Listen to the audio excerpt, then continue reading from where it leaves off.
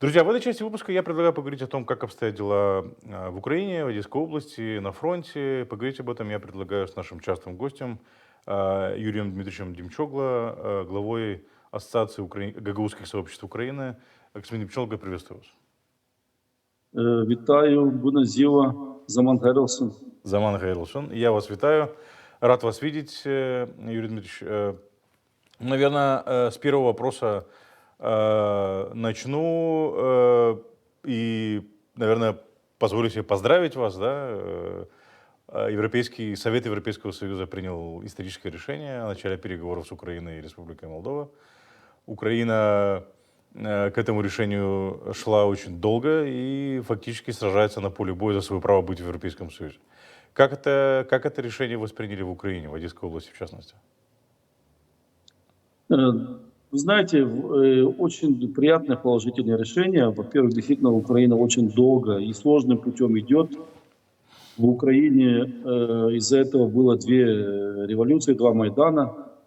В Украине из-за того, что Украина становится действительно постепенно европейским государством и становится плохим примером для некоторых, плохим примером для них, хорошим для нас, становится европейским, именно с европейским демократическим обществом, с европейскими улицами, с европейскими, как говорится, фасадами, становится плохим примером для некоторых соседей. Из-за этого я считаю, что и в том числе одна из причин начала войны, нападения на Украину, потому что Украина становится действительно европейским государством. В Украине ценны и важны европейские ценности, и промежуточное решение Европейского парламента очень важно. Многие называют даже уже сроки, но там для Украины и Молдовы что ориентировочно 20-30, это возможно. Но, как говорится, будем посмотреть, как говорят у нас в Одессе. Ну хорошо, а какие ожидания от этого процесса? Не просто же стать членом Европейского Союза, да? Допустим, как бы какие-то ожидания в любом случае есть для бизнеса, Для украинского общества сейчас очень важно не только вступление в Евросоюз, а вступление в военный блок НАТО, куда вступают и многие, где присутствуют почти большинство европейских стран, где присутствует Турция.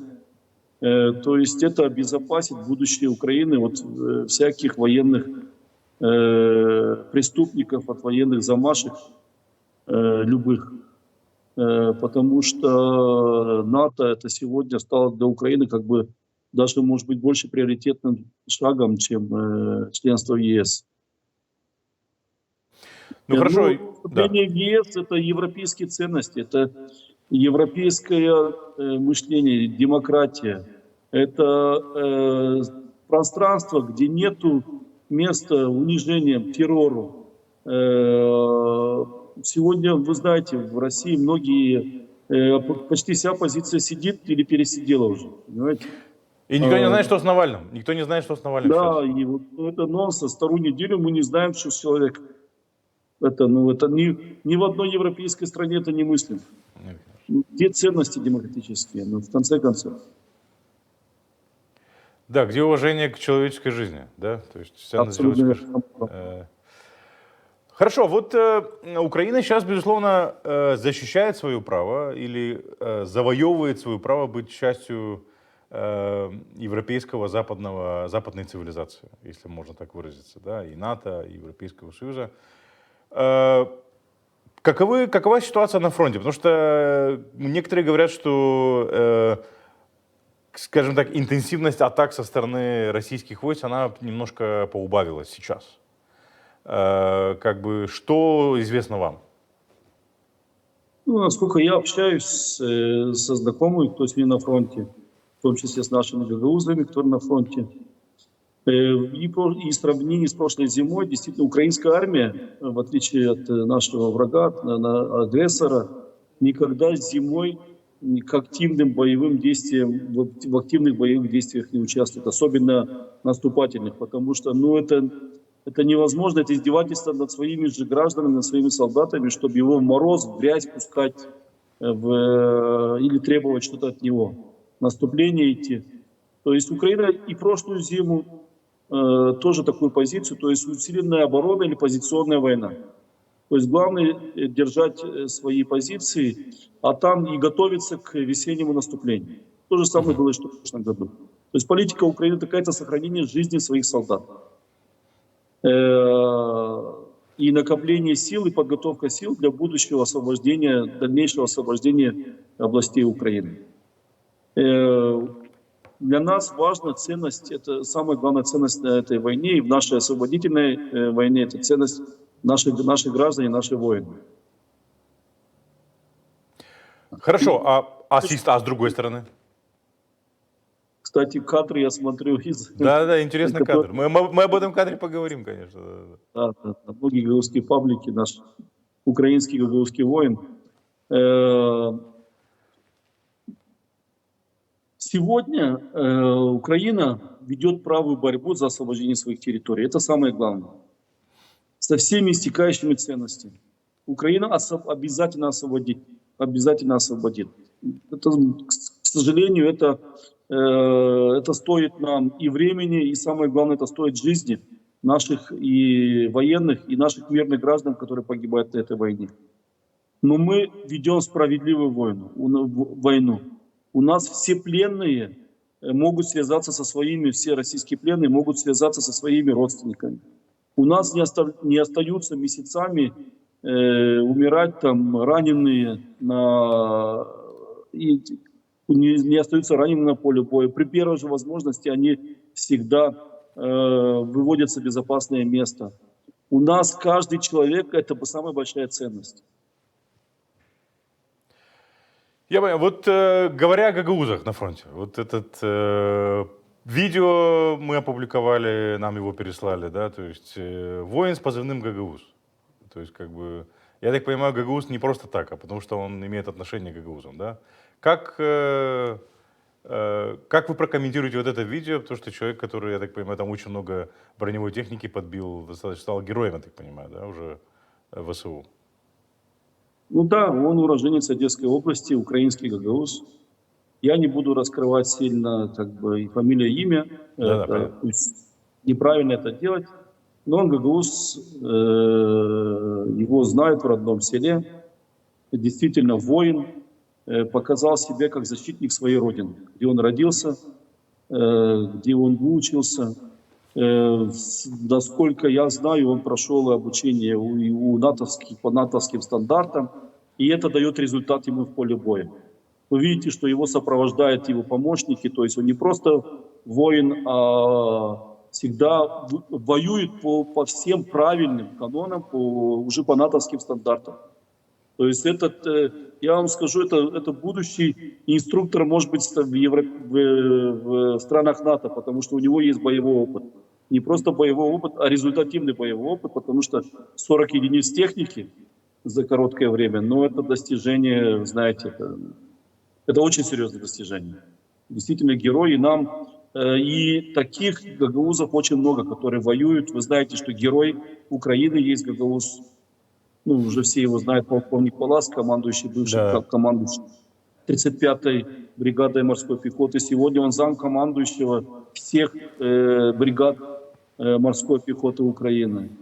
Тоже его имя облетело всю Украину, все о нем знают и гордятся. То есть гагаузы показывают, что для них важно их государство, важно ценности, которые за 30 лет дало им украинское государство.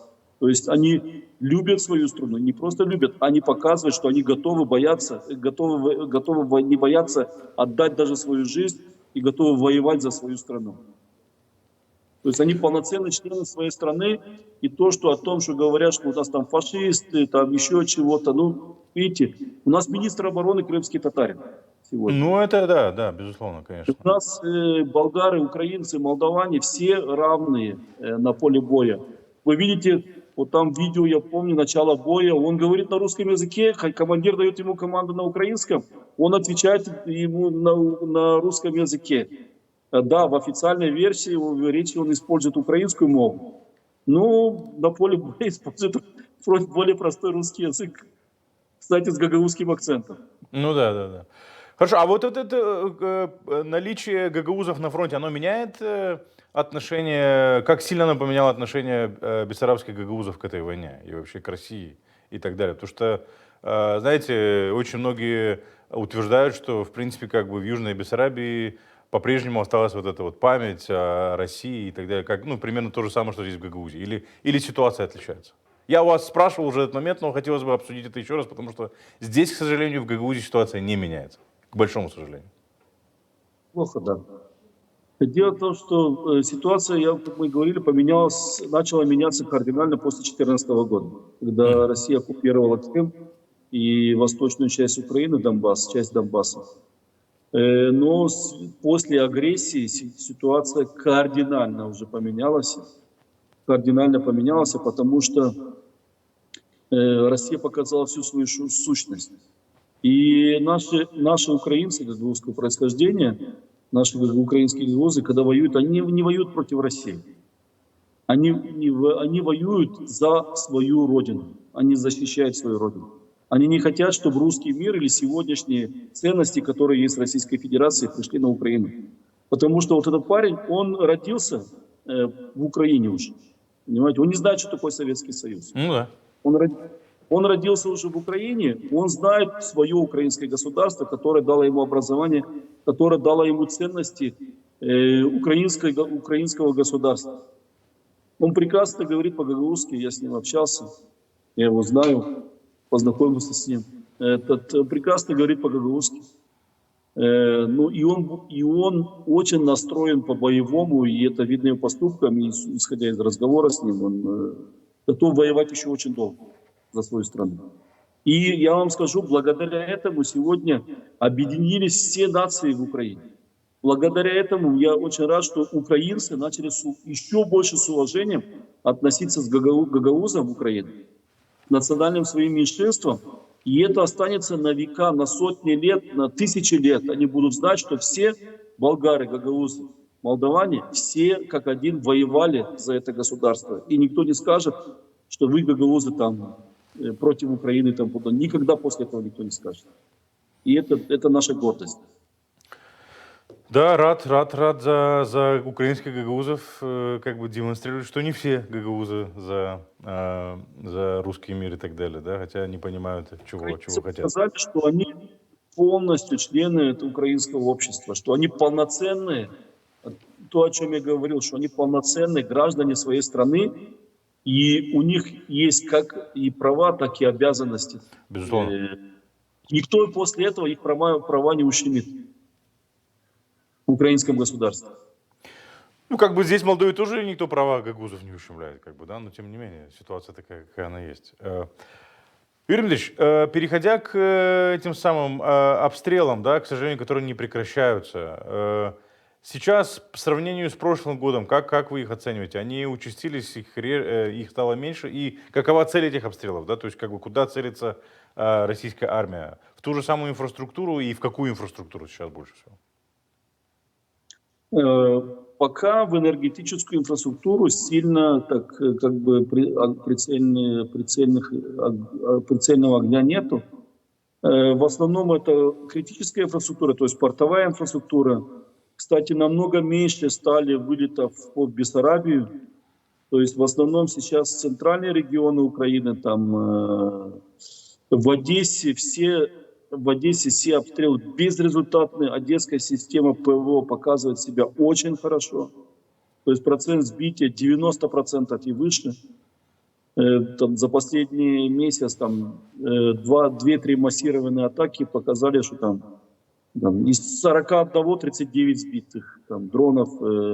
То же самое по ракетам, по баллистике вообще очень хорошие показатели. Практически 100% сбитие.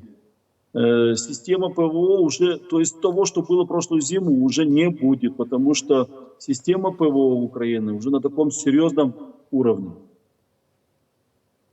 То есть, но обстрелы продолжаются, и шахедные, и дроновые, и баллистические, но по крайней мере, простой народ уже не чувствует их, по крайней мере, результативность их близка к нулю.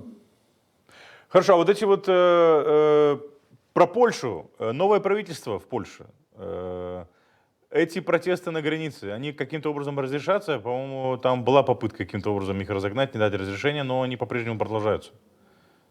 Насколько я знаю, вот я общаюсь с транспортными компаниями, больше всего они страдают.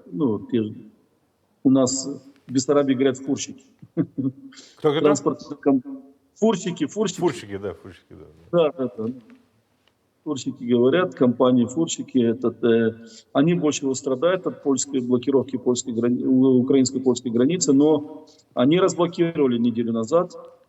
Вчера вроде опять получили разрешение, но пока только на 2 пункта пропуска. То есть нет уже такого массовой блокировки всех абсолютно пунктов пропуска. То есть заблокировали, насколько я знаю, там из 6 2 только пока пункта пропуска.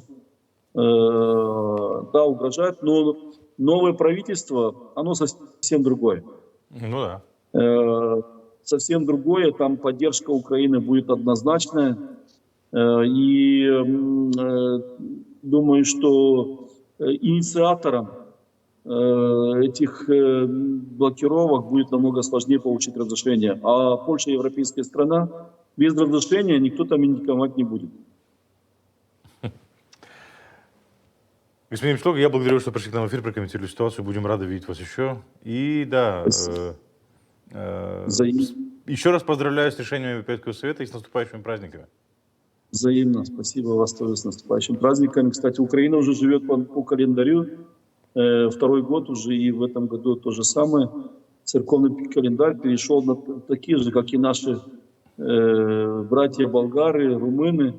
Мы стали уже как бы членами общеевропейского православного общества. То есть как и греки, как и болгары, как и румыны. Украина вся будет праздновать Рождество 24-25. И, наконец-то, на Новый год мы уже поститься не будем. И будем кушать мясные блюда. А те, кто празднует 6 января, пусть завидуют. Я правильно? Вы это хотите сказать, да? Да. Спасибо большое, Юрий Дмитриевич. Да. До свидания.